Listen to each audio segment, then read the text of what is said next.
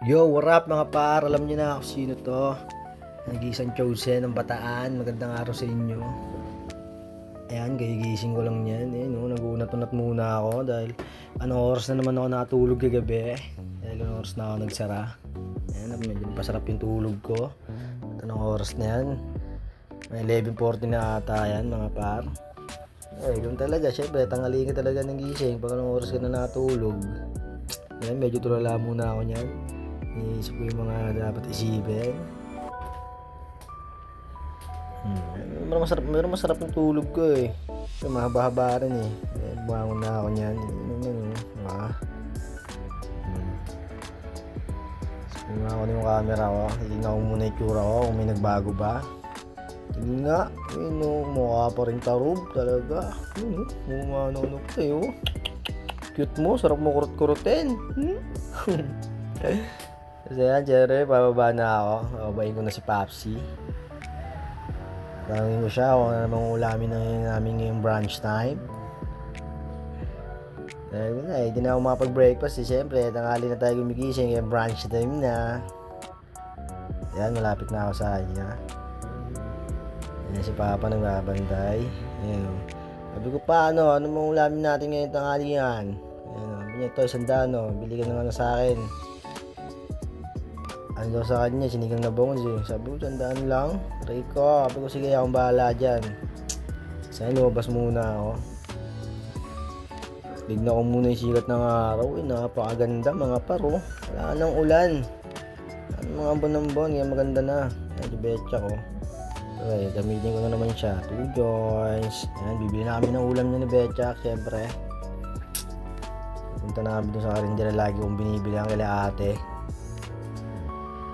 Paalis na ako mga par. Sobrang tirik yung araw yo. Talagang mangingitim ka talaga. Pero ayos lang yan. Kasi yan, papunta na ako dyan kala ate na karindera na binibilang ko lagi pag di na kami nakapagluto ng ulam. Ayun makanta-kanta pa ako. Mga ganyan-ganyan ako. Siyempre, masaya ako sa buhay eh. Ganyan lang makanta-kanta pa ako niyan. Ewan ko yung kinakanta ko dyan eh.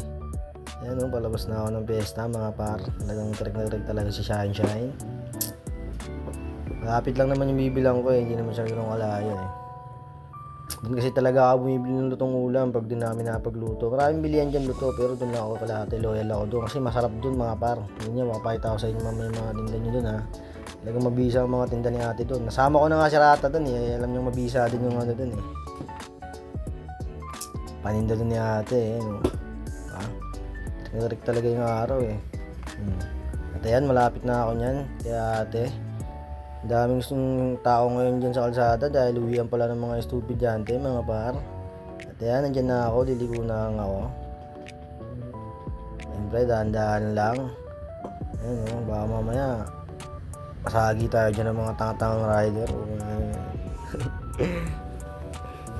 At ayan, nandyan na ako. Sabi sa akin ni ate, nandiyan na naman yung customer ko laging naka-smile, sabi niya sa akin.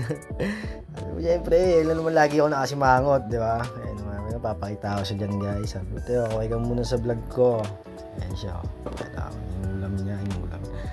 Tapos ayan siya, Teo, sabi niya, huwag mo pakita dahil sobrang ganda ko. Sabi ko, aray ko. Sabi ko, Teo, bigyan mo na lang ako ng ano dyan, sinigang na bangus, tsaka isang pork steak. Ayan, yun, dahil siya dyan, tingin niya, So yan, nakuha ko na yung ulam na binili ko mga par. Balik na ako ng fiesta niyan. Ang binili ko palang ulam dyan ay sinigang at saka pork steak. Ayan, babalik na ako. Chill trip lang ako dyan dahil malapit lang naman yan.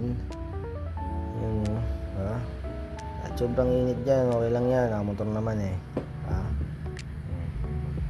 Trip lang. Ayan, malapit na ako dyan sa piyesta mga par. Pasok na ako alam mo kung gaano ako ganda dyan sa piyesta. Laro niya dun sa taas, maganda dyan. Minsan tumatambay din ako dyan eh. At ayan, malapit na ako sa shop mga par. Sobrang init talaga. Siyempre, papark ko muna si Betcha. Siyempre, hindi ko hayaan dyan siya sa labas kasi mainit eh, diba? Pero pasok ko siya. At ayan, mapasok ko na siya. Baka magtampo eh. Sabihin niya, mabinlad mo ako sa araw. Siyempre, kahit naman sino ibilad sa araw di ba? Kaya siyempre, papasok ko siya. Siyempre, love ko siya ayun o. Ako lang yung hindi love aray mo. Ayan, pinasok ko na si Betcha para hindi siya mainitan. Ayoko siya nangingitim At sige, mapasok na ako niya sa loob. Siyempre, 2 joints muna. May 2 joints para mamaya. Sumasok na ako. Sabi ko pa, ito na yung sinigang mo. Sinigang na bangos.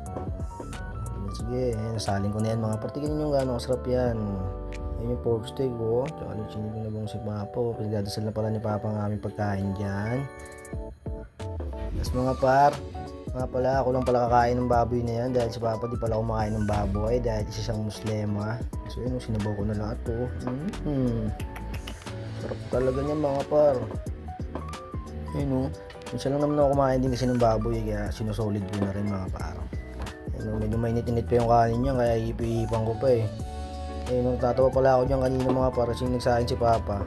Hindi niya nababa yung pindutan na rice cooker. Kaya gantay pa kami niya kanina. Kaya yan sobrang init ng kanin na yan. Inipan ko pa Pakita ko sa inyo kung gaano kasarap kumain mga para. Ayan first bite.